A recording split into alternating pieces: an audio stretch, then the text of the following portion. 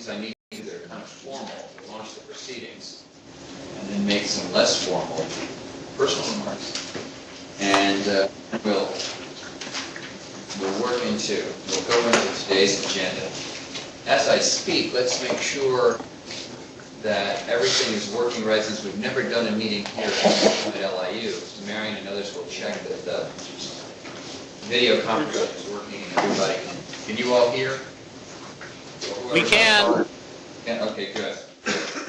Well, again, and apologies if I didn't do this at the outset, but I'm Kenneth Adams, the President, CEO, and Commissioner of Empire State Development, and the chair of this new Atlantic Guards Community Development Corporation. I now call to order the meeting of the directors of the Atlantic Guards Community Development Corporation for Friday, February 6, 2015. I'd like to note for the record that this meeting is being webcast.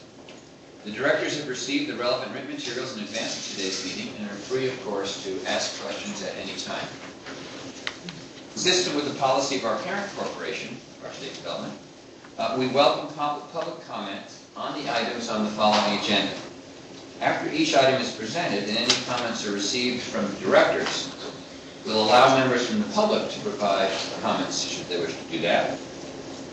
All comments should be limited, please, to 2 minutes and should only address the item that is under consideration at that time. You will note that the final item on our agenda today is called public comments, and at that time we'll have an opportunity for members of the public to provide comments on non-agenda related items. So if there's something you want to bring forward today that's not on the agenda, that would be the perfect time at which to do that. Now, before we begin with the substantive portion of the meeting, I'd like to ask the directors whether anyone has any potential conflict of interest with respect to any item, any of the matters that are on the agenda today. And if so, I would ask you to please make an appropriate disclosure on the record at this time. We will then be sure that you may recuse yourself or yourselves from any discussion or vote with regard to such an item or items when they come up later on in the meeting. Just in simpler language, we do this now as a matter of course at our ESD meetings. Rather than wait till an item's being discussed on the agenda and see if there's a conflict, we like at the beginning of the meeting just to say, hey, you've seen the agenda. If there's something you think there might be a conflict, better to disclose it now, and then when we get there, we can work out the best way to recuse ourselves from any items like that. Because of what we're doing today, I suspect there are not too many conflicts. But let me ask at this time if anyone has any concerns or immediate conflicts with any of the items. Good. Hearing none, we'll continue. And we'll note that we're going for the record. Thank you, by the way, to our stenographer, who is helping in this way to record the meeting, and also that will turn into the minutes, which you all know how this works. At our next meeting, we'll get to approve the minutes of our first meeting. I'm going to do a brief aside, again, just to introduce this meeting, because it is a special meeting that we're finally organized here, and turn to some notes. And then I'll come back to the more formal agenda, and we'll go into the items on today's agenda. Thank you again to everyone for attending the meeting. I should also say thank you for saying yes to the various people and organizations that appointed you to serve on the board. We're really delighted that you're participating. This is an exciting moment in the history of the Atlantic Guards Project, and a new chapter for ESD's oversight for our involvement in the project, as you all know. And I want to recognize someone that back in June of 2014 was particularly helpful in the governor's office to figuring out how to do this and how to create this subsidiary, and that's Deputy Secretary to the Governor, Alfonso David. Now, in his notes, Marion calls him Deputy Secretary. In fact, Alfonso is soon to be promoted to be counsel to the Governor. And it was largely in his capacity as a lawyer and someone who lives in this community that Alfonso was really, really very engaged and very helpful back in June when we were dealing with this issue. So he couldn't make it here today. I suspect he'll come to future meetings, but we're grateful to Alfonso for advancing the idea of the creation of the sub to the governor directly and getting the governor's support so we can formally be here today. And again, if you haven't met Alfonso, he's a terrific guy, and I hope he'll attend future meetings and you get to know him. I also want to acknowledge some key colleagues, some key ESD staff. This is both acknowledging them and in some cases introducing them because some are new. So members of the board should get to know them, members of the community should get to know them, in case you don't. He doesn't need a whole lot of introduction, my friend and colleague Marion Phillips, has done a lot of the work to do all this organizing here, getting us started. Someone who's relatively new to the Atlantic Yards project in our behalf is Sam Filler. Sam is playing greeter downstairs at the entrance, wearing the cold and shivering. He's on his way up. He's on his way up. But Sam has been a very helpful liaison between ESD and the various community groups and stakeholders in the project, and Forest City, of course. So Sam will be joining us. Nicole Jordan, many of you know. Rachel Schatz, who for years has really headed up all the environmental reviews and so much of the legal and technical work with respect to the project. Rachel's been very helpful. Robin Stout is here this afternoon. Thank you for joining us. Like Rachel, much more tenure and involvement in the project than myself, over many years of working legal issues and things like development agreement and really the foundation of the project, the state's relationship with the project from the Forest City. And others on our staff who will join us. Quite a number. Maria's here, I noticed, and others are coming in. And they work really in between our meetings of the development of this corporation. They'll do the day-to-day on-the-ground work for us and for the community and for the project as it moves forward. Now, I also want to welcome Toby Yazamini, but I don't know if I know. Where's Toby? First of all, stand up and say your last name correctly. I can't. Good afternoon, everyone. My name is Toby Yazamini, and I'm the CDC director. Now, Toby, thank you. And thank you for saying yes when we reached out to you to see if you could take on this role a few weeks ago. And we're delighted to have you join our team, as you know.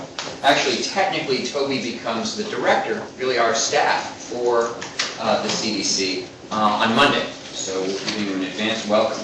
On Monday, she will become the director of the Atlantic Yards Community Development Corporation. And many of you know Toby because she joins us after having served with Assemblymember Walter Mosley, someone I work with up in Albany, where I was today. I'm going back on Monday.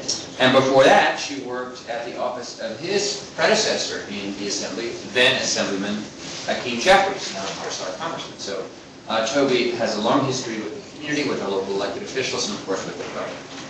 Thank you to all of you again on this board for agreeing to serve, to share your time and expertise to ensure the success of the project as it moves forward. And to assure especially that all aspects of the project really live up to our expectations for the community benefits that we all agree on and want to see built out. And a special thank you to our hosts here at LIU this afternoon. LIU has generously provided the facilities for our meeting. Clearly they paid their Con Ed bill. It's nice and warm in here, and that's good. And they are a longtime partner, as you all know. And a key player on so many levels in the revitalization, growth, and economic development of downtown Brooklyn. So it's fitting that we're here and relatively close to the project site.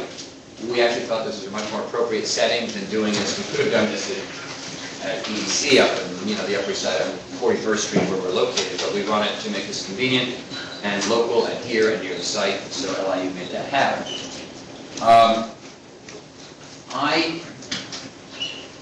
I'm going to, Marion, I'm going to, actually, we'll go back to the formal agenda, and then you'll tell me when you're going to give the piece a little bit of project history, right? Yes, during the president's report. Okay, fine, that's perfect. I see the notes here, but I don't want to skip ahead. So going back to the agenda and some corporate actions that we sort of need to take care of today to get the ball rolling and sort of initiate the work for us. We're going to, as we've done in other matters related to this project, and ESD's role with the project, turn to our friend Robin Stout. And Robin is going to request, and for those of you who don't know Robin, he's a longtime member of our legal team under the direction of Liz Fine, our general counsel at ESD. Robin is going to request authorization for the corporation to, among other things, ratify the actions of the incorporator and sole shareholder. This is how we get set up and get started. So Robin, whenever you're ready, please, we look forward to your presentation. Thank you. Thank you. Good afternoon. I will try to speak loudly. If somebody cannot hear, just raise your hand and I'll speak even more loudly. And it looks like I have my back to the folks at ESD, so I apologize for that in advance.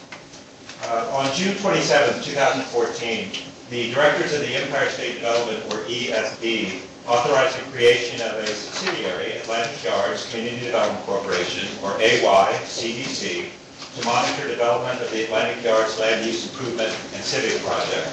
In order to create that subsidiary, and in order to organize this meeting for today, ESD staff performed a number of tasks required by law to create an initial organization of a subsidiary. All 4 of the actions on today's agenda for action are largely related to this corporate organizational matters. So the first item, as Kenneth said, seeks ratification of the actions of the incorporator and the sole shareholder, ratification of bylaws, and the adoption of a corporate seal for the subsidiary. As set forth in your materials, the certificate of incorporation for AY/CDC was filed with the New York State Secretary of State on November 25th, 2014. Pursuant to the ESD authorization, the AY/CDC is governed by 14 directors, 9 including the chair appointed by the governor, and 1 each appointed by the New York State Senate, the New York State Assembly, the New York City Mayor, the New York City Council, and the Brooklyn Borough President. The appointments made to date have been ratified by ESD as AY/CDC's sole shareholder. And initial bylaws were also adopted, which form the organizational structure for this meeting and for the subsidiary. So this first item seeks ratification of the AY/CDC initial organizational steps, including ratification of the certificate of incorporation, the appointment of the directors, and the initial bylaws, and seeks adoption of the corporate seal as required by law. Thank you. Robin, thank you. Are there any questions or comments from directors on this first item as Robin has presented it?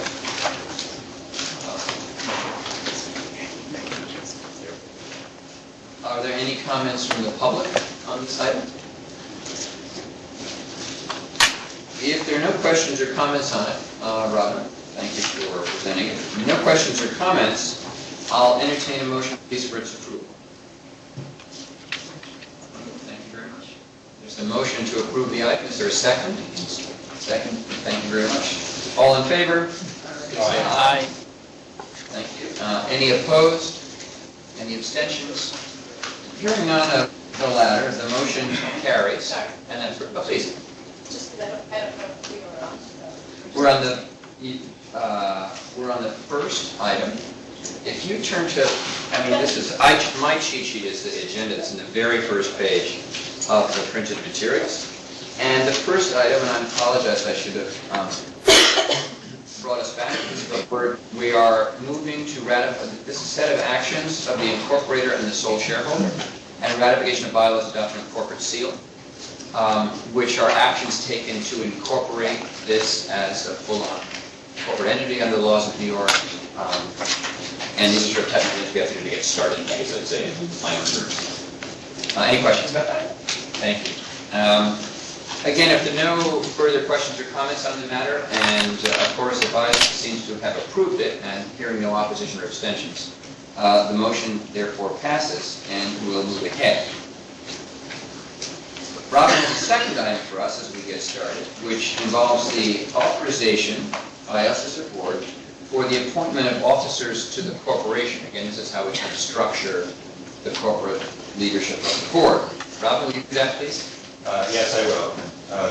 As said, the second item seeks the appointment of AY/CDC officers to carry out the business of AY/CDC as directed by the directors.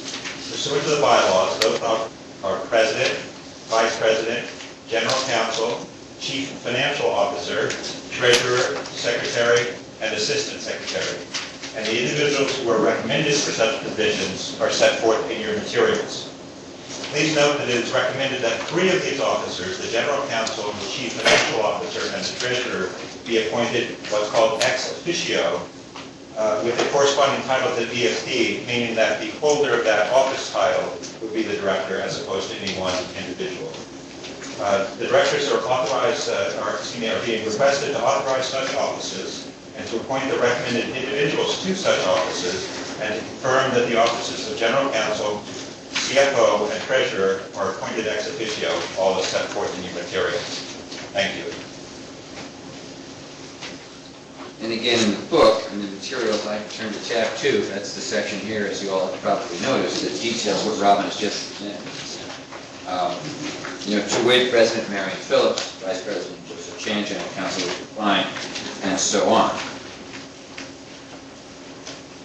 With respect to the second item that Robin has explained to us, are there any questions? So these ex officios, I want to be clear, they Yes. have the same titles and ESD. Yeah, as at the ESD parent, yes, it's good to clarify, for instance, if the general counsel of VSD would change individually, that person will automatically become a director, And whoever will hold that office. It's the title more than the person, right? Yes, correct. because they're already occupying it. Now, the Correct. other officers, how were they selected? I can understand this guy. This guy. Okay. Cheese. You may want to answer that, but they largely mirrors the roles they play at ESD today. But it's for those others without the asterisk. Those others would be appointed individually, and whether or not they are in that ESD office, they would remain as directors until otherwise replaced. Okay, so because they hold certain positions in the ESD office, this is why they're recommended for these positions here, right? Right, part of that is administrative consistency. Okay. Part also is the fact that we really don't have the resources to create a whole new staff of all these people. So we're hiring a whole new professional team. We want to rely on existing people on the state payroll to do this technical work, with the exception of Toby, who joins us as our executive director on Monday. But it's efficient this way. You basically use the same people at the same time. Any other questions? First from directors with respect to this item as Robin has presented it. Any questions from the public or comments from the public on the item? Yes? And just please introduce yourself. Sure, my name is Robert Cooper, I live at 535 Peachtree in Newburyport. I don't have the book in front of me, so what happens if these are directed, what do you say, director, not director, I want to see as a member. These are members of the board. If a member of the board resigns, what are the reasons for, is there any reasons for discharge from the commission, of this board? Okay, so my first question is, what happens if a member Right. resigns? Does the same person that appointed that person? Right. I'm going to give you my answer, and then the lawyer will correct me if I don't get it right. But generally, everyone on the board is appointed by someone. That's the structure we worked out, where local officials or a president or the governor had appointments. So if the person resigns or leaves, then that appointing individual would replace the person. Correct. I got that right. Now, My second question, is there any, like a list of, you know what, let's get the second question. but you can always, by the way, you can think about the question because we're going to have questions again at the end, and you can come back and reframe the question, try again. Right. So, but there's a section in here where I read that directors can be dismissed for cause, but cause is not laid out here. So you can resign, or you quit, or you are taken off for cause. And so I'm assuming, Robin, that the cause would have to be between whoever appointed you. That person may say, remove you as a director because they have a cause. Is that correct? Generally speaking, yes, there may be certain instances under the generic business law, conviction of a felony, other things like that, and hopefully we'll never worry about that. But the general answer to your question is yes. Very good. In that case, let me check one more time, 33 questions public or. And if there are not, I'll ask please for a motion to approve this item. Motion, thank you very much. Is there a second? All in favor? Aye. Any opposed? Any abstentions? Hearing none, the motion carries. Robin, thank you very much for taking care of item number 2, the appointment of officers. Now, Robin is going to continue and present, again, something else we just need to do to move forward and set up the operations of the corporation. This is a request for authorization by the board for the corporation to adopt guidelines for the use, awarding, monitoring, and reporting of procurement contracts. In the future, if we were to hire consultants, you can imagine different professional services to advance our work. There's a legal and contractual process for doing that. And Robin, I think you're going to outline that for us at this point. Thank you. As said, this third item seeks the adoption of procurement guidelines as required by law. As Kenneth said, as AYCD conducts its business, it may need to contract for goods or services, and state law and regulation dictate the parameters of those procurements as reflected in the guidelines that are before you. Generally, of course, all procurements must be competitively bid, with certain exceptions. The guidelines explain the various means of obtaining goods and services for CDC staff to follow. The directors are requested to adopt the procurement guidelines as set forth in new materials. This is a standard procedure for all ESD subsidiaries as required by law.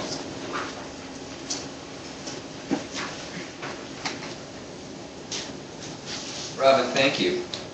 And again, the directors have had a chance, but it's detailed here. There's this guidelines that were updated in March of 2014, which we share as, because that's how we have to do it back at ESD. That's what we work with our subsidiary corporations.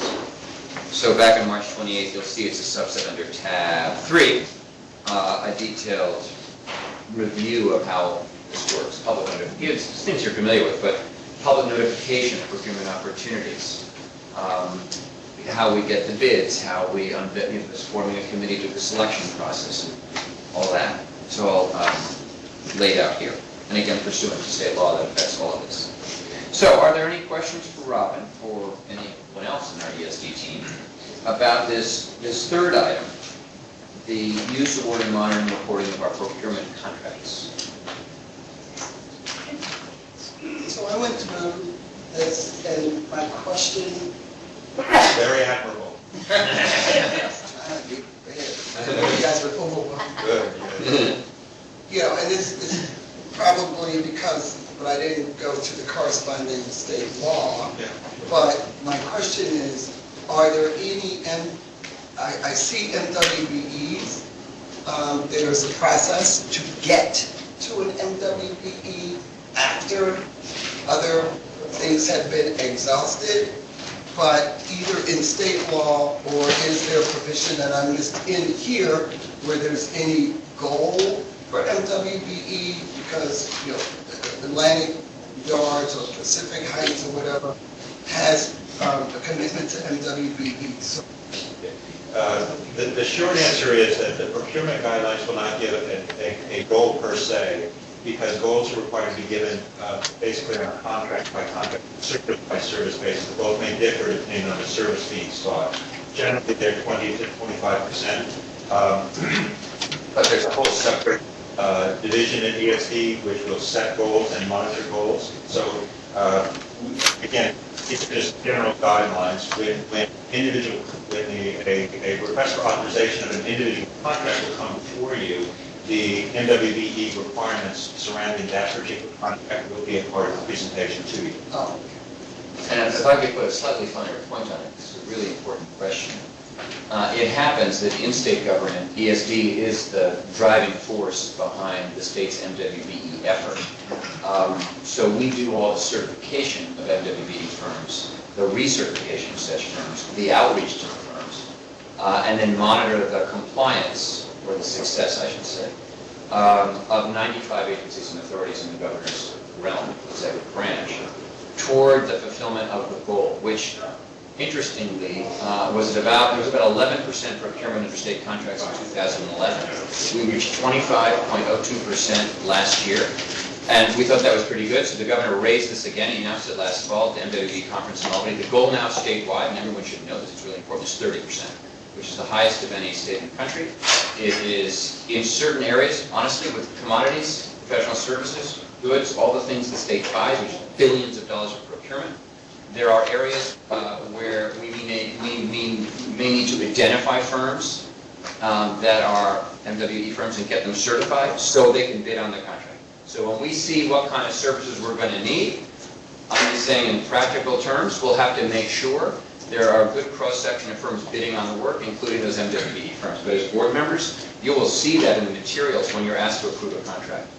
And then again, we have the resources back at ESD to identify firms, to help them through the system, and we have an online notification system whereby they register their NAICS codes and automatically get notifications through the contract reporter system, which is the state system that's online, of all the state procurements, from rock salt to computer technology, everything, right? So there's a new system in place, and I would just sort of say, my own view here, my personal view, if there were a project where this really mattered, we do this all around the state, but we're broke. I mean, this is an obvious point, and we should do as well as we can toward the governor's 30% goal.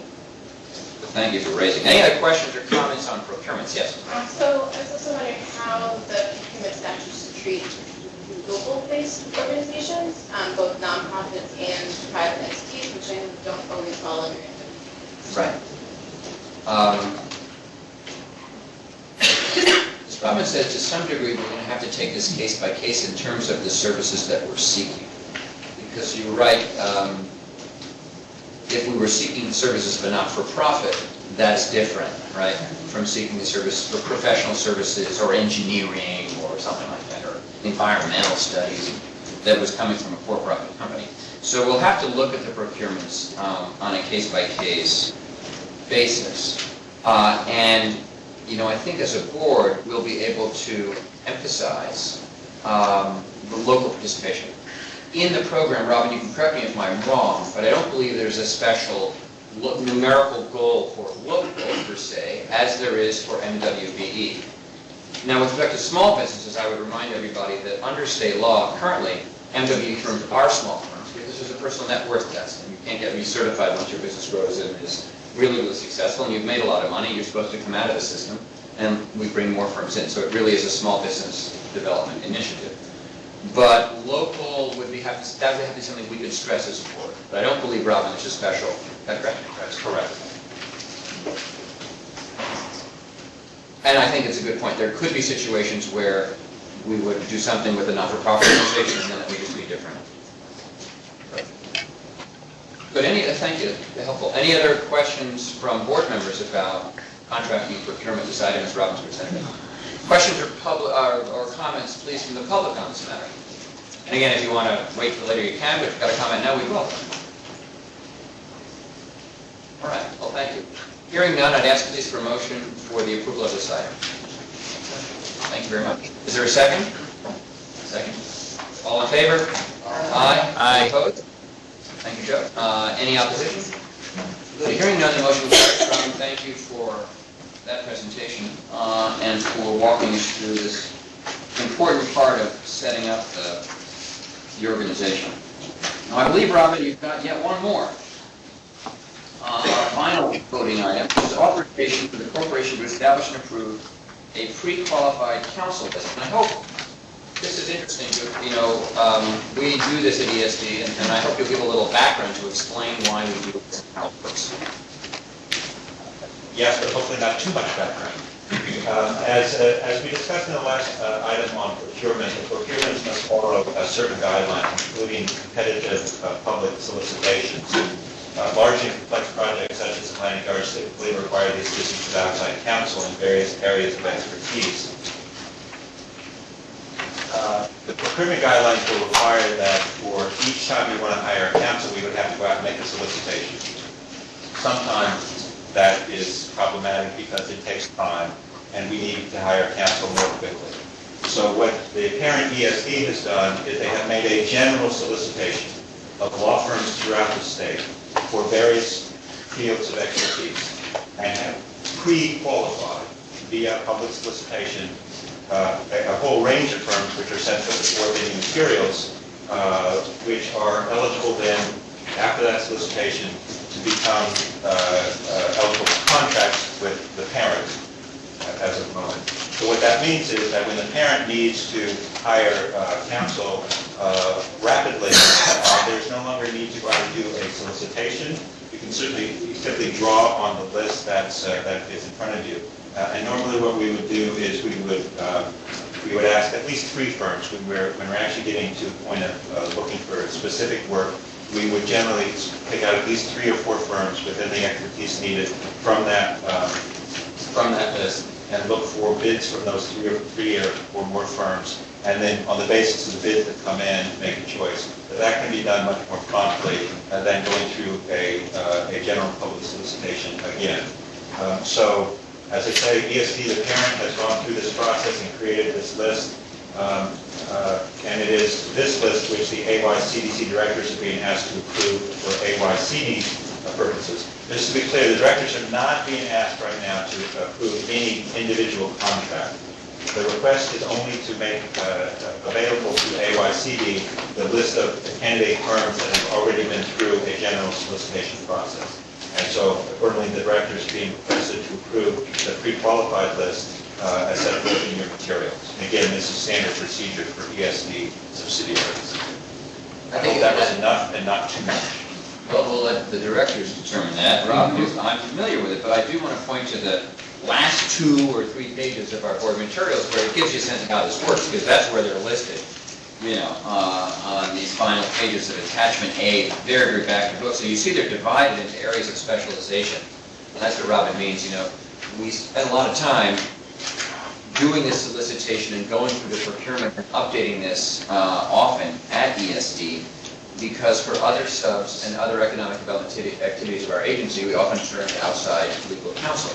And then we have these lists. We don't have to do this, but we have these pre-approved lists so we can move much more quickly, because in effect the procurement's already been done, like for these firms. And you'll see, it's interesting just to note their specialties, and importantly to note firms with an asterisk are certified MWB firms. And I would also just say at this time that if any of you are familiar with local Brooklyn law firms, specialized, it could be helpful. If MWB firms, small firms, any, then please, Liz Fine has joined us, who's ESD's general counsel, sitting on the right there. And please, would you just submit names of such firms to Liz, so that the next time we update these lists, we can reach out to them and meet with them and see if they qualify and can get on the list. You may, in other words, see firms here you recognize and have others that you'd like to have us consider. And I mean that as a general corporate matter for ESD. We're always open to doing that whenever we update the lists.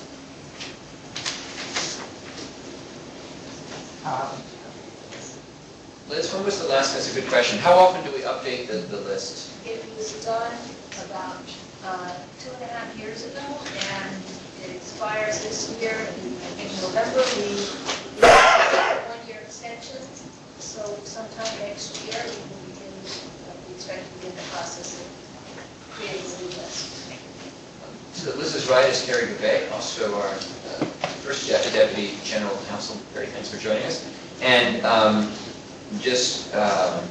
again, if you have firms that you'd like us to consider, not just, I want to make this point, not just for this CDC, for general legal work, please, we're always open to recommendations, and hearing this can take those into consideration beyond the scope of what we might need for the AYCDC. Excuse me. Yes? Our Vice President, Mr. Chan, has no connection to Wilson and Chan under construction laws. Well, Mr. Chan, I don't believe so, but we'll let him answer that. There is no connection there. All right. Although Joe may be familiar to some of you, because for some time he worked in downtown Brooklyn at the Downtown Brooklyn Partnership, and is very familiar with the community, lives not too far away, and is very familiar with the project, so that's helpful. Good. Let me ask you again, as we wrap up this administrative item, if there are any other questions. Yes? So, under real estate, do any of the firms have a history of dealing with legal services for tenants as opposed to real estate development, or not necessarily? That's a very good question. I don't know. Liz? Robin?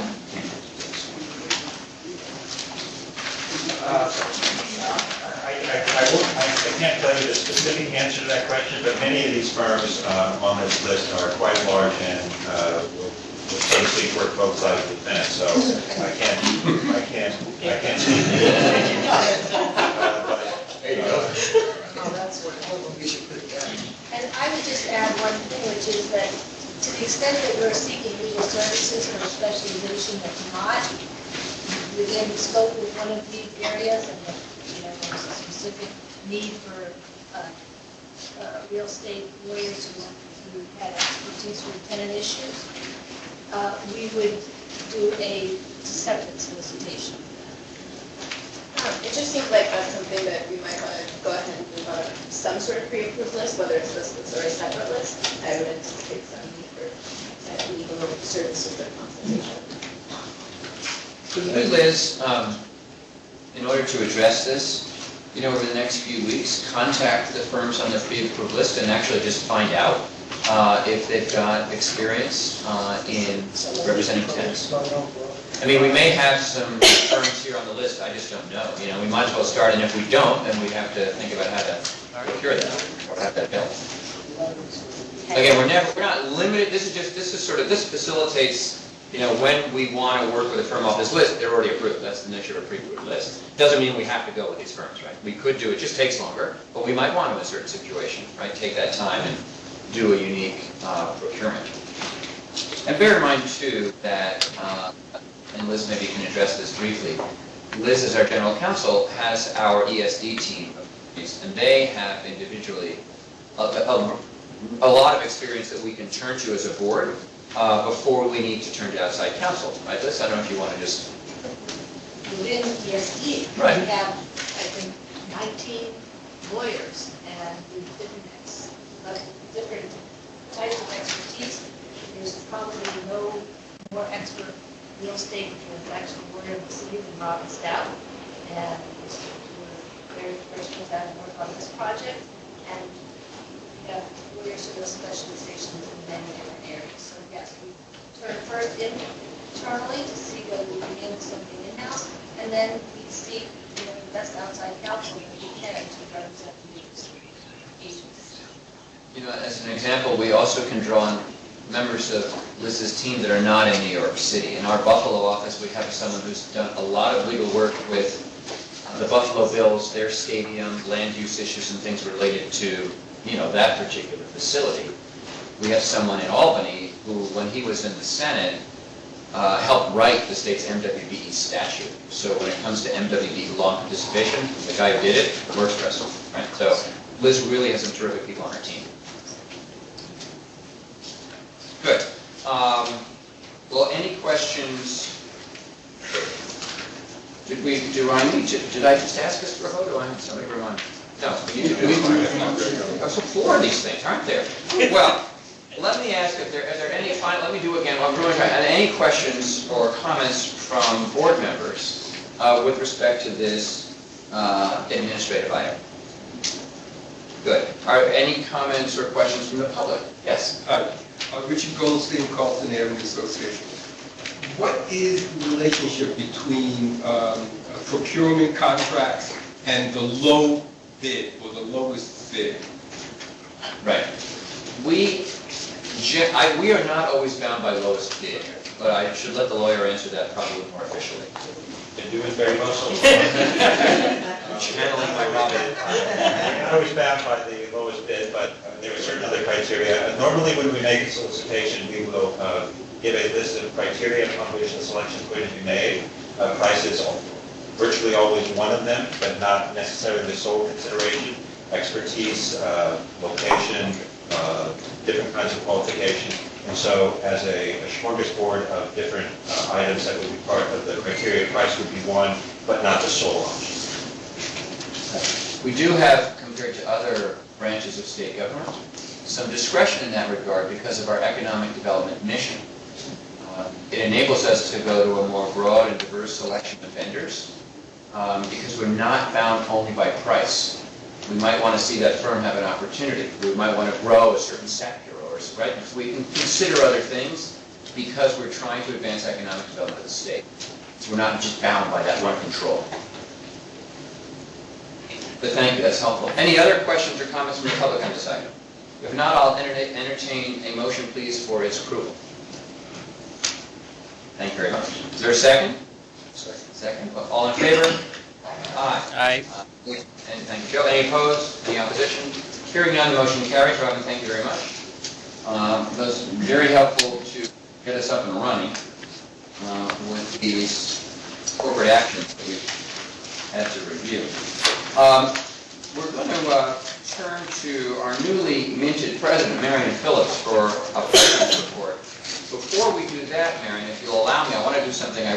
should have done at the onset of the meeting, but not every sequence, which is we need to introduce ourselves. We should go around the table. Now that we've done all this work, why don't we say who we are? And Marion, as our president, if you don't mind, why don't you introduce yourself? We'll go around the table. I hope people will remind us what their affiliation is in terms of, who appointed them. Not all of us remember all of that. And we'll go around the table, and we'll come right back to Robin, who everybody by now knows. Can they stand? So that would be, would you like that? Yeah. Does everybody? Norman would like people to give their complete bio. No, It's fair release, all the names and their synopsis. No, but I think Norman's right. I mean, so if you're, say, Marion, you start, Marion Phillips, what your day job is, and how you were appointed and so on. And I have to stand too? And stand too. I'm Marion Phillips, I'm Senior Vice President of Community Relations, Government Affairs, Empire State Development. I also manage CDC, which is another one of our subsidiaries, the New York Empowerment Zone. And now I'm President of CDC.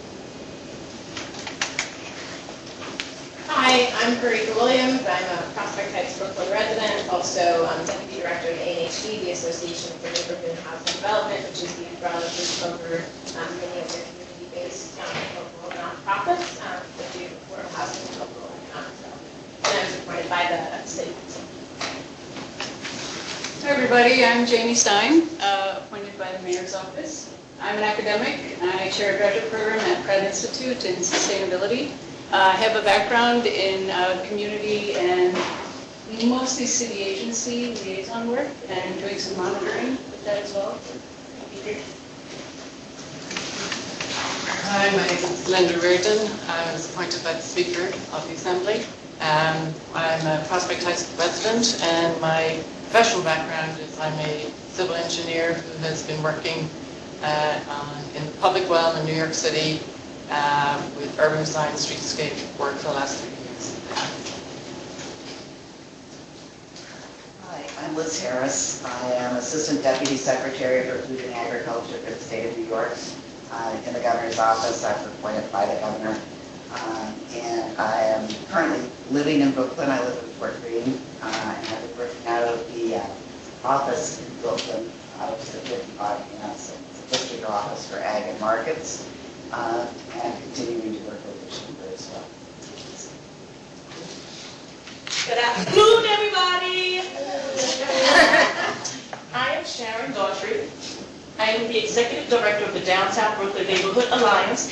I am also a proud member of the Community Benefits Agreement signed in 2005. We are partners with Varsity Radnor. I am a governor appointee. Thanks for having me. Thank you. Good afternoon, I'm Sean Austin. I'm a Senior Vice President of Liberty Mutual, responsible for marketing and distribution. I am a Brooklyn resident living in Prospect Lefferts Manor since about 1990, give or take a year or two. I'm also appointed by the governor. My name is Matthew here in Harrington. I am the rector of St. Joseph's Cathedral, which is on Vanderbilt and Pacific. I've been there about 10 years. I'm the director of communications and government affairs for the Diocese of Brooklyn. So I'm very happy to set it. I'm Tamara McCaw. I'm an appointment of the governor. I work at the Brooklyn Academy of Music as the Director of Government and Community Affairs. I am a Clinton Hill resident. I'm part of several different local nonprofit organizations, including local public housing. I serve on the community board, and I chair a local business improvement district.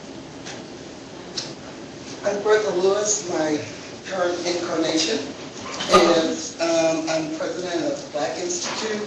I'm a member of the Atlantic Yards, Pacific, whatever it is now, CBA, developer of affordable housing, developed 2,500 units of housing, 3 schools, and started like at my former job, Acorn, as actually a tenant organizer and mortgage counselor, and I live in Flatbush, Brooklyn for the past 25 years.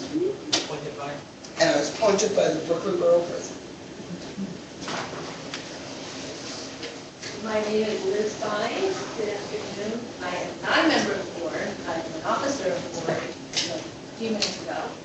And I'm excited about the formation of this body.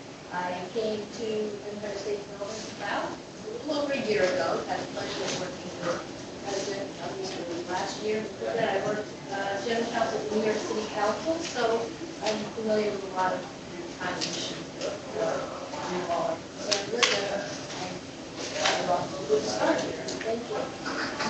And it might well be noted that Park Slope resident.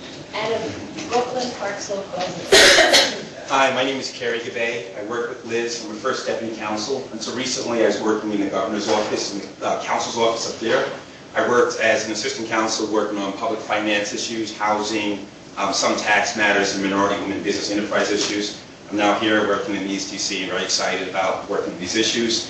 I live in Clinton Hill and I've been living here since 1999. I am Rob Godley. I'm the treasurer of the Empire State Development Corporation and recently appointed the treasurer of the subsidiary. I'm Debbie Royce. I'm a paralegal at Empire State Development, and I was just appointed as the secretary for this. Good afternoon, everyone. My name is Toby Giacini. I'm the CDC director. In my former life, I did have the privilege of working with Assemblymember Mosley and then Assemblymember Hakeem Jeffries. In my former life, I was a graduate student in urban affairs and planning at Winter College, so I'm really interested in seeing a different perspective of this project. I am friends with many of you here in the room, so I look forward to continuing that partnership as well. And Toby, remind us where you live. I do live in Brooklyn. I live right behind Prospect Park on 19th Street. Good afternoon, my name is Sam Filler. I'm the project manager for Atlantic Yards project at ESD. And I also serve as the governor's liaison to the beer, wine, spirits, and cider industry. Once again, I'm Robin Stout, senior counsel to ESD. I've worked on large-scale projects in the metropolitan area for some time. We want to turn it to ESD. Yes, Ms. Dunn, let's please. And you all are at 6. Okay, I guess it's on us. I'm Joe Chan, Executive Vice President for Real Estate Public-Private Partnerships at Empire State Development. I was appointed by the governor, and I live on the border of Prospect Heights and Crown Heights. I'm Kathleen Mides, Deputy Chief Financial Officer and Controller for Empire State Development. Max Padden, I'm the Director of Subsidiary Finance for Empire State Development. Rachel Schatz, I'm the Vice President of Planning and Environmental Review for ESD. Maria Cassidy, Deputy General Counsel at Empire State Development. Good, thank you, everyone. And, perhaps I didn't introduce myself, or maybe I did, but once more, just to be complete about this. You want me to stand? Let me address that really quickly, because I knew you were going to ask me anyway. By the way, everybody should know who Nolan is. Oh, yeah. It's all on the record. I'm Kenneth Adams. That's right. I'm Kenneth Adams, President and CEO and Commissioner of Empire State Development and the Department of Economic Development. So I'm appointed in this role by the governor. I live in Borum Hill and have, for a variety of reasons, a long connection to and familiarity with the project. Norman's question is important. Just to put it on the table, I am in this role officially for about another week. That's to say my ESD role, because later on in February I'll become the new Commissioner of Tax and Finance for the state. So the governor is reassigning me to run a different agency in his cabinet. For the time being, I hope to remain on the board, and we'll see. That Marion and I are going to work with the governor's office in Alfonso to determine, how much longer I can serve in this capacity. So we'll get back to you on that as we return. Okay. Good. Now, thank you. So we took up a little bit of your time, Marion. Yes. Kenneth, this is Yes. Rachel Gold. May I introduce myself? Oh, Rachel, I'm so sorry. I didn't know you were on the phone, and I'm really glad that you are. And you need no introduction, but I think go ahead and do it. Thank you. I apologize. I'm not there. I have bronchitis, and I'm very sorry not to be at our first meeting. But I'm an appointee of the governor, I actually served the governor as special counsel and deputy commissioner for labor. But I grew up in Brooklyn Heights, and I now live with my family in Carroll Gardens.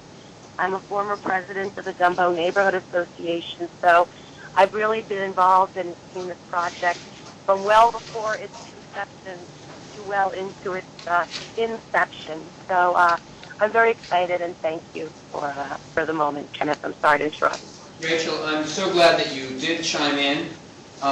Because you did, we can officially say, although she's on the telephone, so it actually doesn't count because we need video conference under law, but we have complete 100% participation, if you include Rachel, on the phone for our first meeting of all of the appointees to serve on the board. So that's a really good start. Rachel, thank you and feel better. Thank you. And now we'll turn to Marion Phillips, as I say, our newly appointed president, who's going to give this president's report. This is an informational item from Marion. It doesn't require board action. Marion, thank you. Thank you, Mr. Chair. The report I'm going to give is going to give you an overview of the project. I will not try to insult you and give you a long, detailed list because the majority of you know the project well. Some of you know parts of the project, but I will just give a quick overview. The second portion of my presentation will be done by Mary Ann Martin from our city, who will give you the project details, which I think she's far better equipped to talk about the project she's going to successfully build. So one last thing I need to say, this is really an important information meeting to get you up to speed. The second part of this, we're going to try to hold another meeting March 23rd with the goal of transacting whatever business we can come to, also with the goal of updating you on other aspects of the project related to environmental, community relations, and things of that sort. But today we really want to talk about the project in a very macro sense. After I make my presentation, I will accept questions from the board. Malcolm was here to also help to answer, and Sam will also answer any questions you may have. So if I get into areas that you know so well, the majority of you nod, I'll keep it moving, okay? So as you recall, this project, the site of the project really came about because the Brooklyn Dodgers left us. That's how far back this goes. We're going back to 1957. 1957, yes. The rail yard was there. O'Malley was supposed to build a dang stadium there. My mother's still upset about this. We'll move on. But in 1963, the New York City Planning Commission established the Atlantic Terminal Urban Renewal Area. Our city in 1996 built the Atlantic City Mall and made renovations in 2004. This project site has been an active redevelopment area for more than 50 years. Our city proposed the Atlantic Yards project in 2003, and in 2005 agreed to MOUs with ESD, New York City EDC, to commence the project. In 2006, ESD approved the general project plan. That is a process we go through as an entity to develop and move projects forward. In July 2006, the ESD directors took the following actions. They adopted a general project plan, which I'll describe in detail later. They accepted the State Environmental Quality Review Act, or SEQRA, to draft the EIS, and authorized a public hearing. August 23rd, 2006, a public hearing was held. September 2006, two community forums were also held. Until September 29th, 2006, public comment period closed, meaning that people could submit comments either via mail or email. ESD received an aggregate over 1,800 comments. December 2006, the ESD directors took the following actions. It adopted eminent domain determination and findings. It authorized property acquisition. It affirmed the GPP. What happens is after we initiate a GPP, we hold public hearings. All comments, substantive negative comments, are then addressed and brought back before the directors in writing and through a presentation, and then the directors must affirm the GPP. So from a date standpoint, the original GPP was approved in July of 2006, and then in December of 2006, it affirmed that action. And in December of 2012, we went before the Public Authorities Control Board. At that point, the Public Authorities Control Board approved the project. Public Authorities Control Board is made up of the governor, speaker, and the majority leader of the Senate, or their designees. They must vote on all capital projects and funding of capital projects throughout the state. They must have a majority for a project to move forward. We received approval to move the project forward. The GPP consisted of, in its original context, was a $4.9 billion project, 8 billion square feet of mixed-use development across 22 acres. It involved 6,400 units of mixed-income housing, of which 35% or 2,250 of those units would be affordable. It also included the Barclays Center, which is a state-of-the-art 18,000-seat NBA arena, home of the Brooklyn Nets. Also consists of commercial office, hotel, and neighborhood retail. That portion of the project would be on B1, or what's called part of Phase 1, which is the arena block. And then that would be where, you know where the arena is, and then in the front of the arena would be what we call B1. That's where that portion is on. It also consists of 8 acres of public open space, a new subway entrance for the MTA, and a new storage facility for the Long Island Railroad. Also 1,200 for low-grade parking spaces.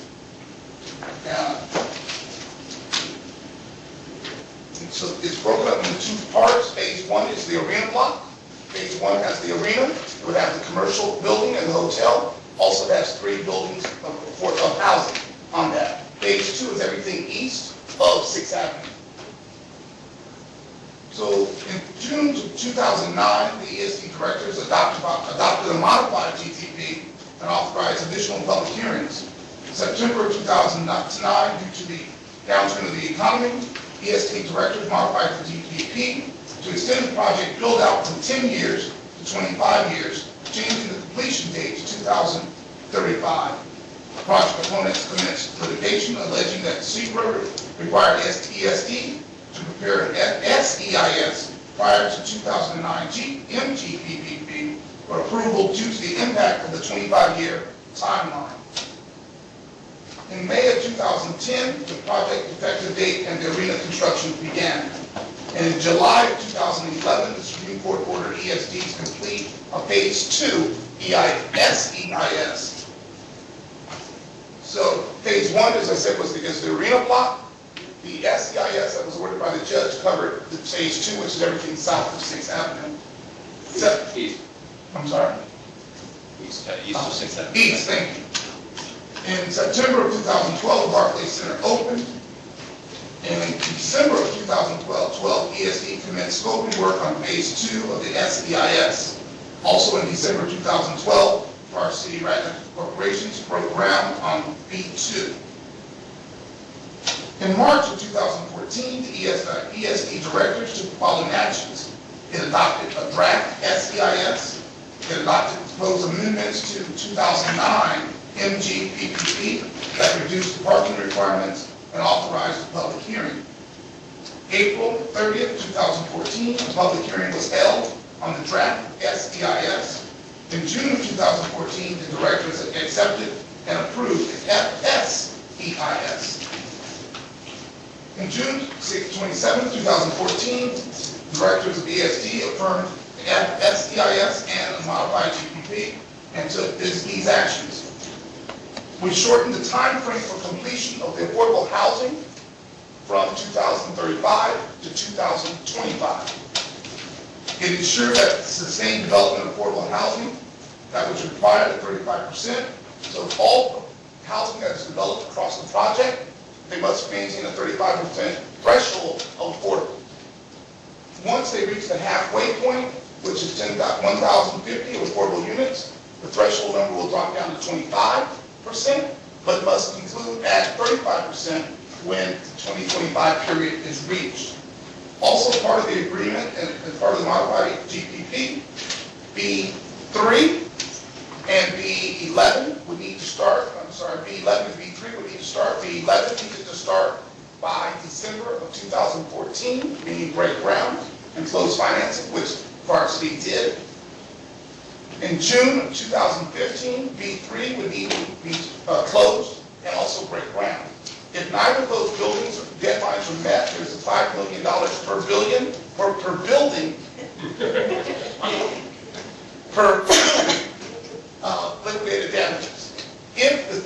35% of affordable units are not built, which is really, is not built by 2025. Then there is a $2,000 per unit per month liquidated damage on the affordable portion. In June of 2014, Greenland and Park City became a joint venture to move the phase 2 portion of the project forward. And also in June 30th of 2014, Park City posted a permanent rail yard completion guarantee of $250 million that guarantees the rail yard will be completed by 2017.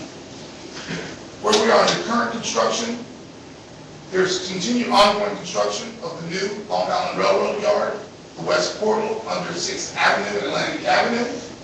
The work will ultimately result in a more efficient movement of the Long Island Railroad trains in and out of the station and enhance the storage for trains and cars. Also, there's a new green roof being put on. There's construction to resume B2. Construction has started on B11 and B14, which is off of Fulton, Vanderbilt, and off of Carlton. And then recently, the main takings were closed out for phase 2. There were 7 properties, 4 are commercial, 3 are residential. That just concludes the quick version of the project, the historical version of the project. If there are questions, we will answer. Any questions? From the directors. Well, just for any questions for Marion? I mean, it's hard to do. It's such a big, long project. It's hard to condense that into a brief overview. Thank you, Marion. Any questions for directors on Marion? Well, one reminder is that to the extent that you do have questions and think about some of these issues in the history of the project, Marion, Nicole, Sam, a host of people here at ESD would be pleased at any time to answer your questions. Again, on things like the history, some of these technical issues. There's some complicated things in the story of the FEIS, the SEIS, and so on. Very good. Any questions or comments from the public on Marion's presentation? Norman. Yeah, hi, I'm Norman Oder. I write a blog about this project. Just a small correction on history. O'Malley wanted to build where the Atlantic Center Mall is. Right. So it's a different infrastructure thing. It just sounded better when I told it. It's the area. The area is correct. The area is No, but it's actually important that this be accurate, absolutely accurate. And in the spirit of accuracy, I need to correct a statement I made earlier, where I thought we had 100% attendance, including Rachel by phone, which doesn't sort of count. We have a governor's appointee to this board named Julie Beckford, who is not here today. So we're not quite at 100%. But Julene's not here because I think she just had a baby. Isn't that right? The young man is, what, twin? Quincy is 11 days old. All right. So she's busy. So Julene is not here, but I didn't want Norman to report what I said, Norman. So we are missing. We have Rachel by phone and Julene marked absent because she just had a baby 11 days ago. But otherwise, I still said a very good show of all of our volunteers, our members. Any other questions or comments for Marion on his overview? Yes, please. I can make a comment, right? Of course. I don't want to get into a debate, but also the reason why this project was able to go forward is because of Forestry Rackham was able to get land at below market rates. There was zoning override by the state. It was under city zoning, if I'm correct. You cannot have an arena within 200 feet of the residential neighborhood. And also because of $300 million in direct subsidies and tax rates. That's fine, thank you. And it is true, I mean, ESD took the zoning, that's what GPP refers to, as you may know. Sorry for all the alphabet. And I say that with all due respect. Right, no, understood. I'm not being confrontational. That's how it's taken, absolutely. GPP means General Project Plan, and since 1968, it's a special authority or power that the UDC Act, under Governor Rockefeller, created. And it does give, we don't do it often, but it does give ESD the authority, because we're the state and municipalities are subordinate to the state, to override local zoning in cooperation with local government. So that's a good point. Thank you. Marion, do you want to continue? I'm sorry, in the back. Just very quickly, I'm Gibb Bocconi of the Prospect Heights Neighborhood Development Council. I just wanted to state respectfully and for the record that some of the organizations who successfully challenged the 2009 GPP would probably resist the President's characterization of this as project abundance. I must confess that Gibb and Michelle and a number of people from the community worked with us very hard on this modified GPP back in June 2014. So I would not should not have characterized you as opponents. I think you all change it. I'm sorry. I've been told to change it. But you all really worked hard, and we appreciate what all that you've done and the continued support you've given towards moving this project forward. Thank you. Let me also introduce my team and who we are and what we do, so you can get better context than just a name. So, Sam is our project manager. My easy description for Sam is everything about Atlantic Yards he better know, and he does. Toby is your executive director, and she will manage the daily operations of the board, moving the agenda forward and really addressing many of your concerns. Nicole is our community relations. She really addresses all the community concerns and works with RC, fire department, police department, Department of Transportation to address many concerns of the community. And I think many of you in the community have worked with her, know her, emailed her, called her, and she's been very accessible. That is the team that interfaces with you as well as with the community on a day-to-day basis. And the same team is quite active in the quality of life committee, a meeting of which, I think there's a meeting next week. Next Tuesday. And so for board members who are interested in some of those issues and haven't participated in that, again, our staff can help you do that because it's the same group of people, at least from ESD, that help to respond to those issues that come forward to the quality of life committee. So again, meeting next Tuesday, right? Next Tuesday at 6 p.m. 6 p.m., 55 Hanson, first floor community. Thank you. And so the next meeting, I said, is March 23rd. Between now and then, if you'd like to tour, we would arrange a tour of the project so you can get the context. So many of you have probably seen the site, been to the site, but if you wanted to, we'll arrange it. Maybe Debbie or Toby will be in touch. Most likely Toby will be in touch to set that up. That's a good idea. Maybe not when it's 0 degrees out. Hey, I don't do weather. So what's next so we can... So the second part of my presentation is done by Mary Ann Gilmartin of Park City. I think many of you know her and Park City. So I think that's a great introduction. I'm going to go up here just so that...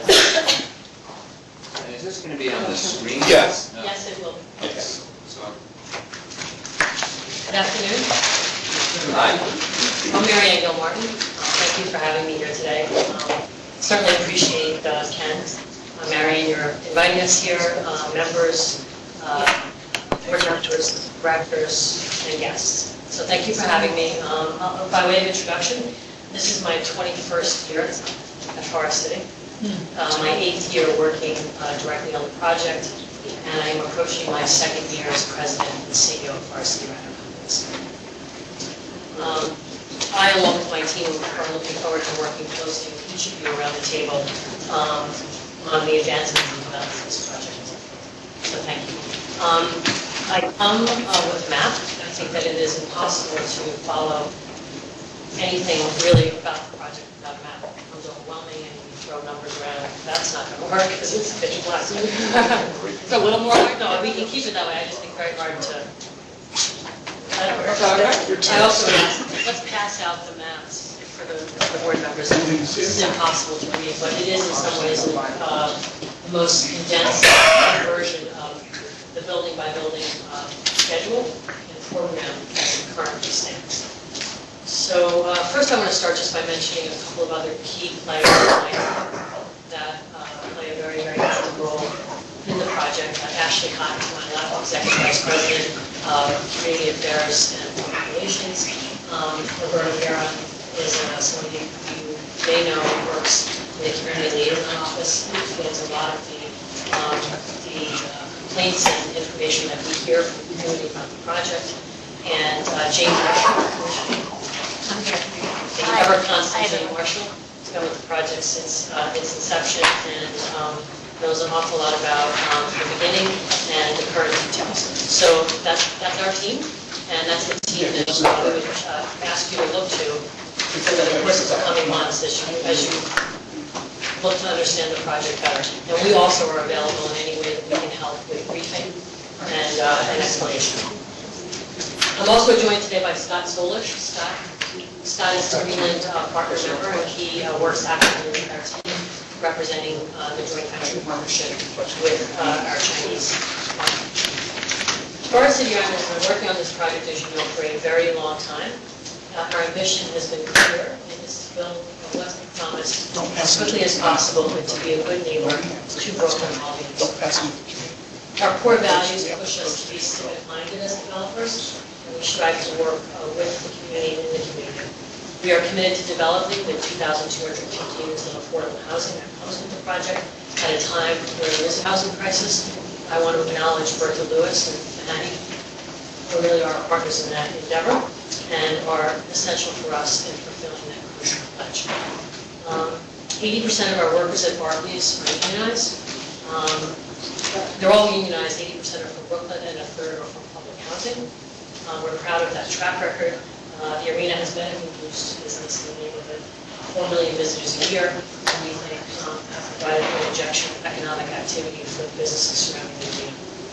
We distributed over 28,000 tickets to community groups for the Barclays Center events, and we've done that with our partners at TPNA and the Daughtry family, and I want to acknowledge the work of Sharon Daughtry. As I said, there is really no way to talk about the buildings or the project without a map, and so I put the map up here with the hope that we can go a little to the buildings that are underway presently. In June of 2014, as was mentioned by Marion, we signed an agreement with our partners in the city, the state, and the community groups, a new project agreement that had an acceleration of the affordable housing requirements and a commitment to build, to start the work on 2 affordable buildings within 12 months of execution of that agreement. And so today I'd like to talk about the buildings that we're moving forward with presently, but I'm also happy to leave some time so that folks may ask questions. The image on the screen is 535 Carlton Avenue. We broke ground on 535 Carlton Avenue in December. It is designed by Cook Fox, 100% affordable, approximately 298 units, and the building is expected to open in 2016. The building's income bands are based on 2014 area median income for a family of 4, and there are bands associated with the ability to qualify for housing in that building. And again, details that we can provide you with, as well as the incomes that make folks eligible for units in that building. This building also includes an underground parking lot. The next image is 550 Vanderbilt, designed by Cook Fox also. That is 278 condominiums, and that building is expected to open in 2016 as well. The third building is 36th Avenue. This is the building that hugs the arena and sits adjacent to the T Street entrance and beside B2. We'll break ground on 36th Avenue by the end of June. It is to be a 100% affordable building, approximately 300 units. The building is being designed by Shock Architects, and we're expecting to start with a new condominium building shortly thereafter. 461 Dean Street, also known as B2, is the modular building. That is a building whose construction halted in the end of summer of last year.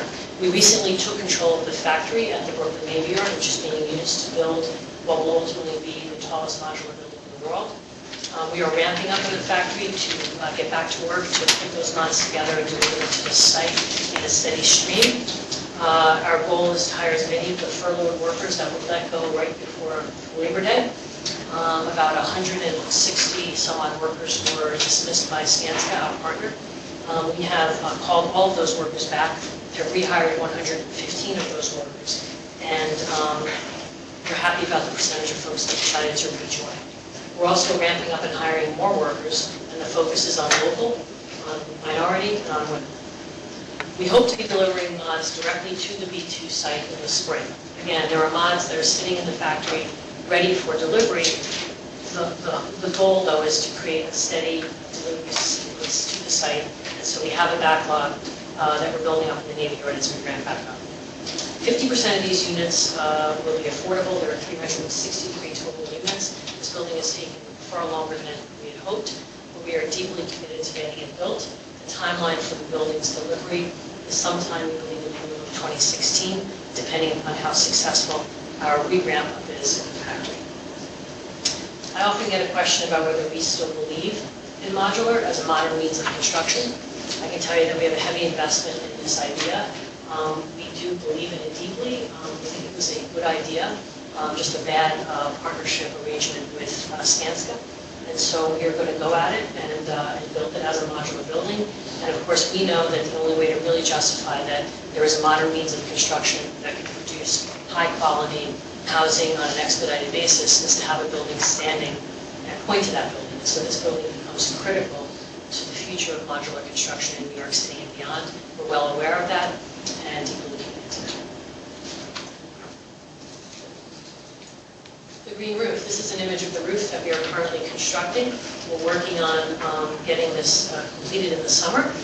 There are multiple cranes on the site that will provide the access to the roof so that we can build it. It's currently planned to allow for the commencement of construction on B3 in the spring, so there is a crane on B3's footprint that will move so that we can start construction, and we will install the cedar on the top of that green roof in the summer. So again, by the fall of 2015, it is our expectation that this will be the image of the roof of Market Center. The rail yard. This is the work that gets the least visibility, literally and figuratively. It's partly because it is so deep in the cut of the yard. We have been working for 8 years on the construction of this permanent rail yard. We started in February of 2007. We spent tens of millions of dollars in that temporary facility, and it was necessary, for those that don't recall, to start the arena. We had to tear up tracks that used to rest underneath the arena itself, and to do that we had to create a temporary facility east of the arena. And so we've been at it for a long time. We recently hit a major milestone. We posted a completion guarantee. What that means is that whatever the final cost to complete all of this infrastructure is, we have guaranteed that we will pay all of those costs, and it's essentially putting our balance sheet and the balance sheet of Greenland on the line so that we can fund all of the work that's necessary to be complete by December of 2017. So there's many stages of this construction, and so there are 4 stages. I don't think I need to break down each stage, but very complex logistical planning that backs up each of the activities that are on site. We've also commenced construction on foundations of the platform itself. It makes an awful lot of sense to do a lot of the platform foundation work while we're in the permanent yard. Otherwise, you'd be coming back, tearing up infrastructure that you put in place all during an operating yard. Not ideal. So there is many, many millions of dollars that are being invested in the yard in an expedited way to allow for ease and an expeditious construction of the platform above the yard on which 6 buildings will sit. We're also building the new West Portal, which is the connection beneath Atlantic Avenue. We're burrowing through the underside of the avenue to create a connection into the terminal. And this is going to provide both efficiency and redundancy for the Long Railroad in terms of its ability to access the yard and the tunnels. It also provides some redundancy in the main line in the event of trouble inside of the tunnels. So this activity that's going on in Atlantic Avenue, you see the beginnings of that today with the MPT work that's happening on Atlantic Avenue. And finally, we have oodles of new sewer and water mains, and tens of millions of dollars have been spent in putting that infrastructure in place. We're going to put Roberta's name up here in lights. Roberta is the community liaison officer. There's a phone number there and an email. With lots of activity come lots of feedback, and construction can be noisy and messy. That's why actually our team worked to try to respond to the community's concerns about the construction. So Roberta is somebody that you should introduce yourself to, and certainly can answer a lot of your questions, the specific questions about the feedback that we get based on the phone lines and the emails. So let me just wrap up by saying that we have 2 great ambitions, to be a good neighbor and build as quickly as possible. And to build more quickly, we created a joint venture with Greenland, and Greenland is a very large $50 billion Chinese company. They are developers in their own right. They have brought a lot to the table, not just additional equity that we need to advance the project expeditiously, but they bring a lot of expertise in the area of infrastructure and vertical development. And so we are working hard as partners in Brooklyn at our offices in Metrotech. There are 15 folks from Greenland that have joined our team, and so we have a multinational effort going on with their wealth of experience and knowledge. We think that they are a real value add to the project. We continue to be as involved in the project, and will continue to stay involved in the project all the way. but there may be questions about Arlene's role and the joint venture that we created with them, and they are here today, and I'm prepared to answer questions about that as well. So I think I should stop talking and presenting and maybe open the floor for any questions that you may have. Thank you, Mary Ann. I'm asking not only, I'm asking you, ESDC, that please check this. And I didn't have time to write it up, but on which page you can find information, because I just spent several weeks with my 4 grandchildren, and they kept me busy. But I intend to write it up, I'm just delayed.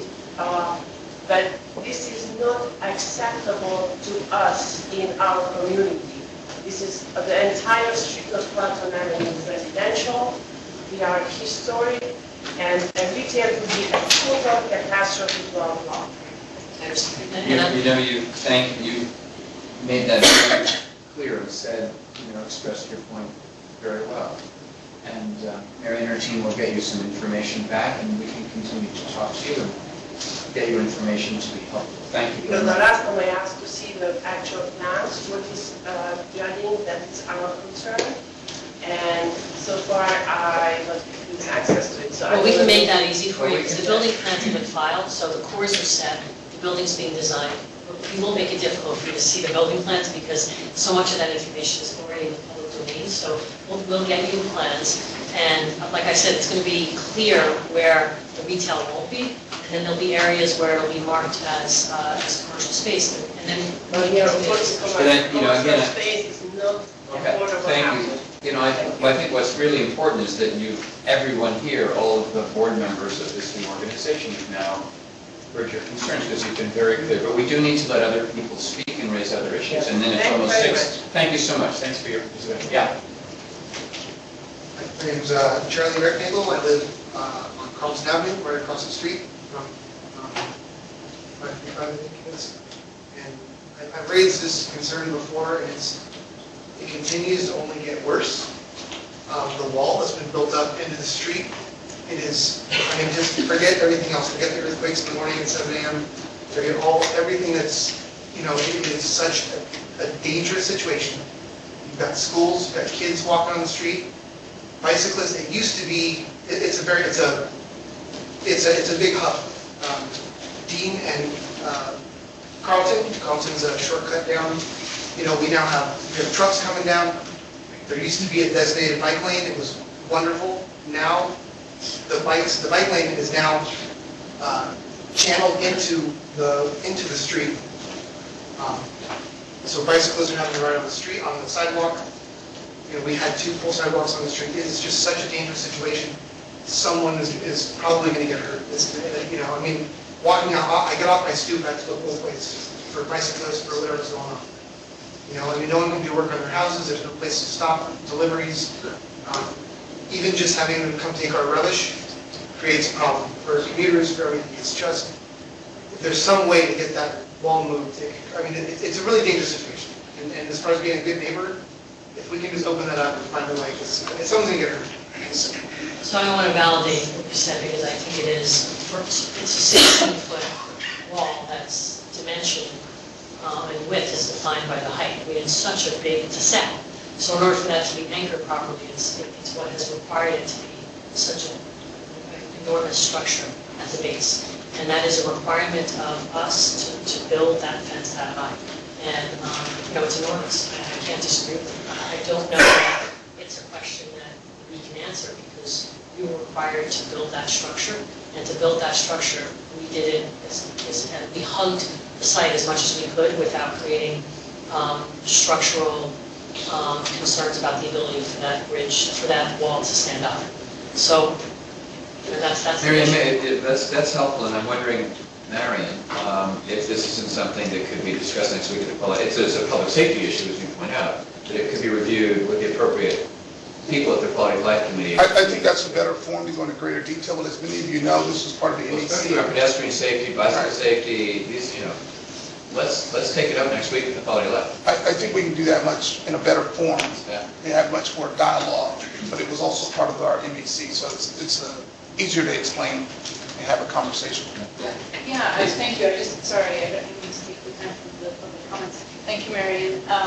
The Quality of Life Committee, perhaps maybe with Marion Steen, Roberta, Stewart, is there a way to get a log of quality of life issues and complaints that community residents have? So what happens for now? the board here, just to review? Part of next meeting, but we can do it sooner. What happens now, our city keeps a log, and we keep a log, Nicole does, we keep parallel logs, when, what, who, and how it was addressed, and we can share that with you. What we'll do is share with you from January of this year, Okay. give you better context, because if not, it's very long. Well, okay, I mean, I'm open to January. There are a number of daily concerns, and so it's not short now. Right. So I think it'll show you how these issues are being We addressed. have a lot of that information, so if you Yeah, want to see in a more, very proactive way. we'll get you more. Great, great. Again, just to wrap up, final comments, questions from the public? Yes. Wait, Norma, sorry, someone. Susan Marcus, I'm also a resident of Red Cross from 535. And I just thought it was heartening to see so many people from the board who are residents of the neighborhood, who understand the issues that we're dealing with living right across. And thank you so much for coming and addressing and giving so much detail. I did want to address earthquakes because they are a significant issue. That we had monitors installed. It was a difficult process to actually, as a community residents, to get access to the data so that we could ourselves be able to find out impacts. We are certainly feeling it on a daily basis. We're also witnessing pieces of the building coming down.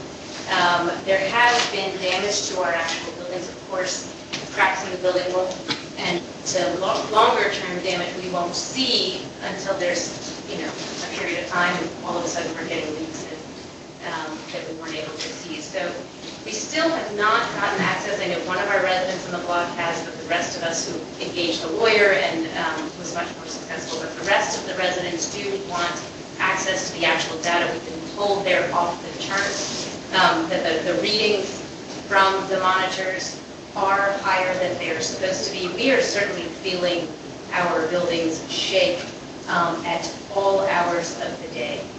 So we would love some more transparency and cooperation with Forest City, and thank the group here for helping us protect our houses. So the body of work exists, and so we just need to make sure it gets in the hands of the people that are entitled to it.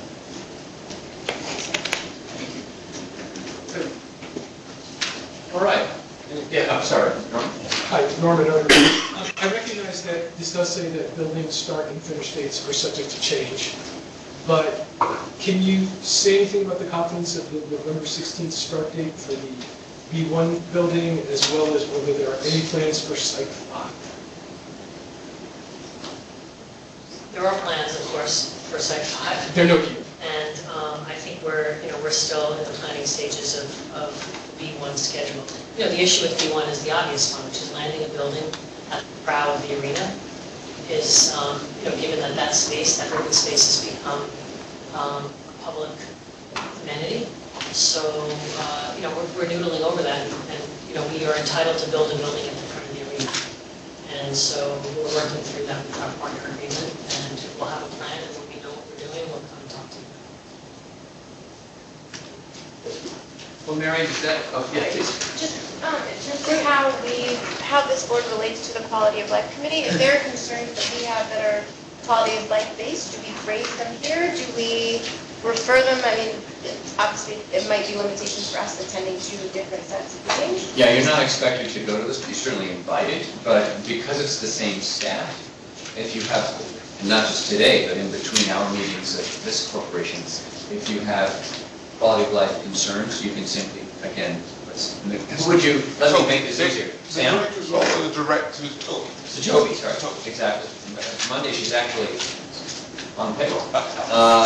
So Toby would take your concerns, and if you were not at the meeting, she would make sure they be addressed. All right, so I just raised the question and asked, I know there's been a lot of communication with residents who have sort of gone through this entire process, but there is continual turnover in the neighborhood, and so how everybody continues to be good neighbors through this entire process, like how you guys reach out and communicate with new folks who are moving into the neighborhood. I know just a few individual examples of people who have moved in and rented and had no idea sort of what the plans and expectations were, which to me is I was surprised that you wouldn't know what was going on in front of you, but there are people who do that, and so sort of how they then get communicated what's coming, and so that you all also don't get all these calls of, why are you doing this in front of my yard? And you can say, well, this has been a long-standing process. So I'm going to let Ashley talk about the process, but I can say that all the meetings, the quality of life meetings are made public and noticed, but more specifically, I'll let Ashley Yeah, address sure. it. So we're lucky to have Newswalk and Atlantic Terrace as two very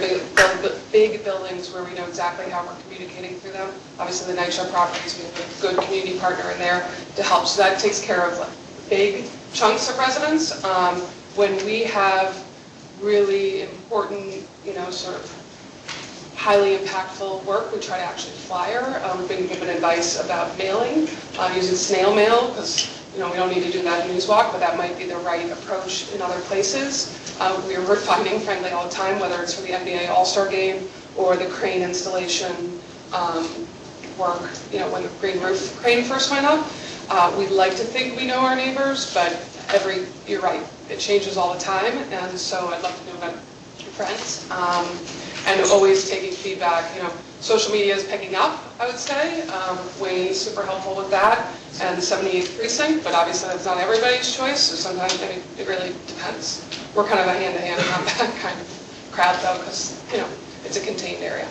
And actually, I think we have obviously terrific local elected officials, many of whose staff members have been a part of this project for a long time, and through their local offices, and through their outreach in their newsletters, there's a number of ways that... And the basics is that it gets emailed out to all, with a community board, obviously present here, with 4 community boards we work with, all the elected officials. Well, right, and in other words, we do have people that have appointed us to serve on this board, and to some degree a responsibility to share, respond, and represent them, so go back to them and help communicate.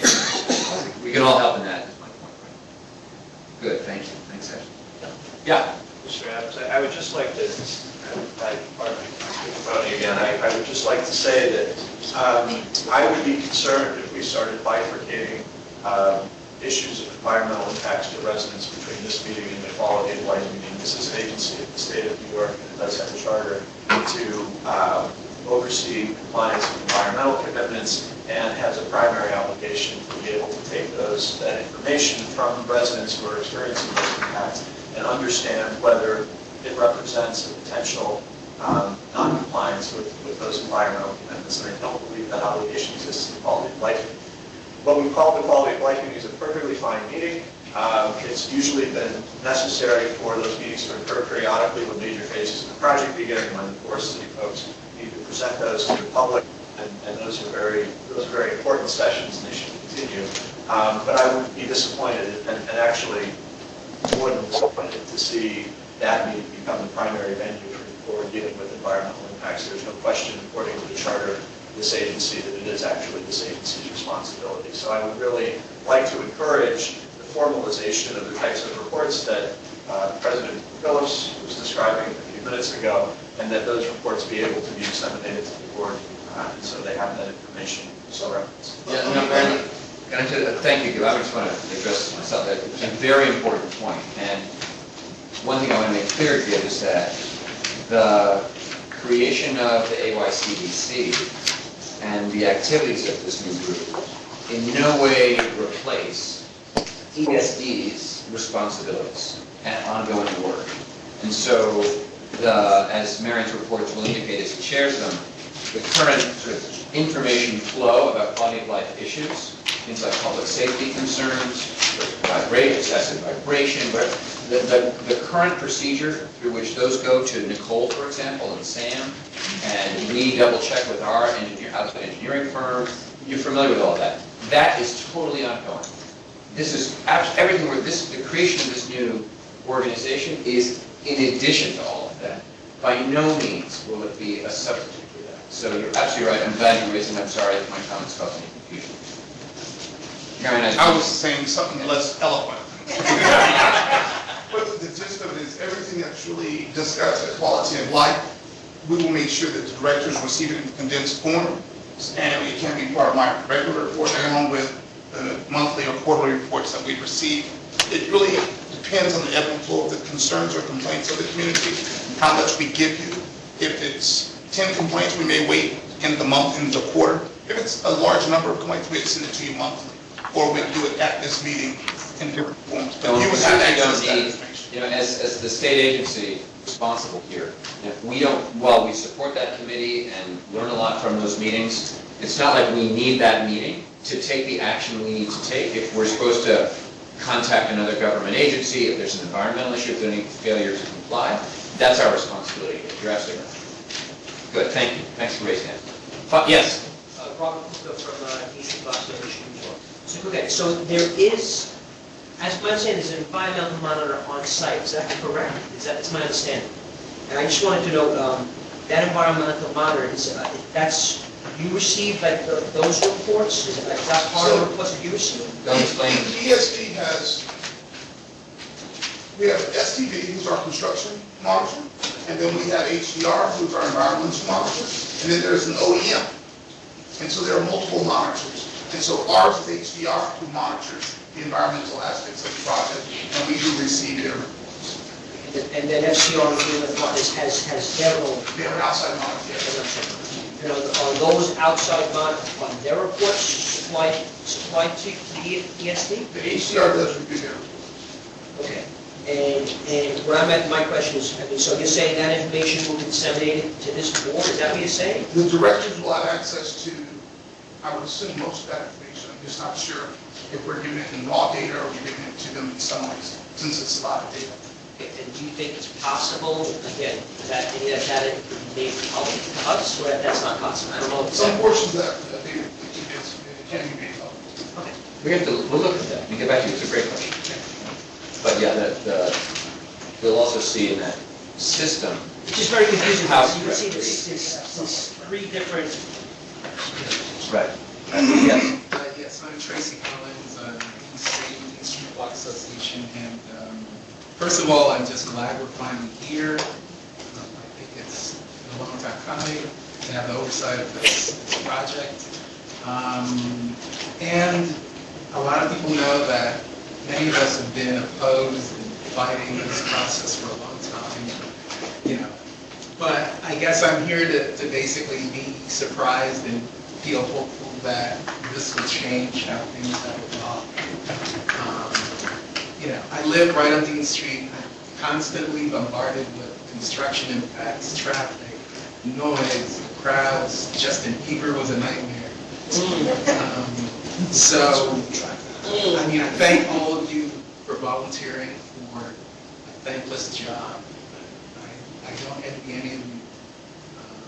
I hope there's a lot more transparency that reports like this, like as a resident, I'm woken up by vibrations. I mean, I'd like to know I can go directly to this street address and talk to the on-site monitor who's there, you know, from morning till night, and not have to figure out the maze of government agencies, 311, and then have to go to the block calls, whatever season. So I have some written comments, you know, on behalf of the Block Association that I'd like to do, but hopefully, you know, this is the start of something more than the first step. Thank you. Thank you. Thanks for your comments. Yes. In the back. Yeah. Hi, Patty Hagan, long-time resident of the town. Is there something that can be done about the extreme narrowing of Dean Street? Because I have watched a fire truck with the sirens blasting, trying to go east to get up to Vanderbilt and being stuck because there's no way around. There's no way for anybody to move out of the way of the fire truck. And the other thing is, I've watched the bus that operates on Dean Street that goes east get stuck behind, there are a couple of businesses on Dean. And equipment was being unloaded and traffic was just backed up for more than a block. And the bus schedule was thrown off really far. And this has happened several times. And there's no way for traffic to be normal or it's a safety. Hey, what block are you mentioning? Is it block, one block? The block between Carlton Okay. and Vanderbilt. where the 16-foot fence is. And couldn't the fence be moved back onto the sidewalk?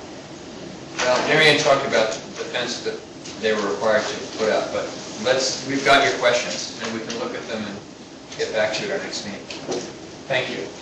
Yeah, we've got to wrap up because our friends at LIU, remember I said they pay the Con Ed, but we have heat, that won't go on all night. Wayne. One thing I'd like to say, there's been an alliance formed.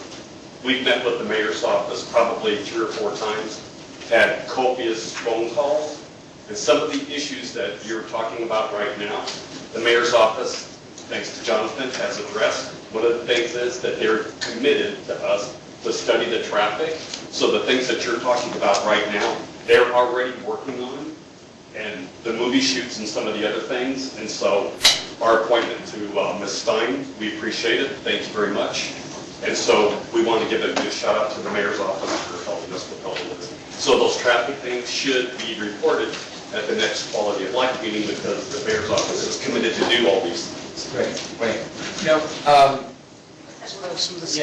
one more question, and I have to do a quick little, announcement. Yeah. One of the other concerns that we had was with the integrity with the initial design and the lack of green space. The concern is that the green space that has now become a part of the project is mostly going to be interior to the buildings, not in the initial plan and design, and of course it's not going to benefit the rest of the neighborhood. So I don't know if there is any flexibility in design at this point, or if there's any work that this board can do with Forest City. But as residents, we very much would like accessible green space as was contemplated in the initial. Thank you. Now, Debbie Royce, who I didn't acknowledge earlier, though she introduced herself in her own modest way. The board members should know it does all of the board books and materials and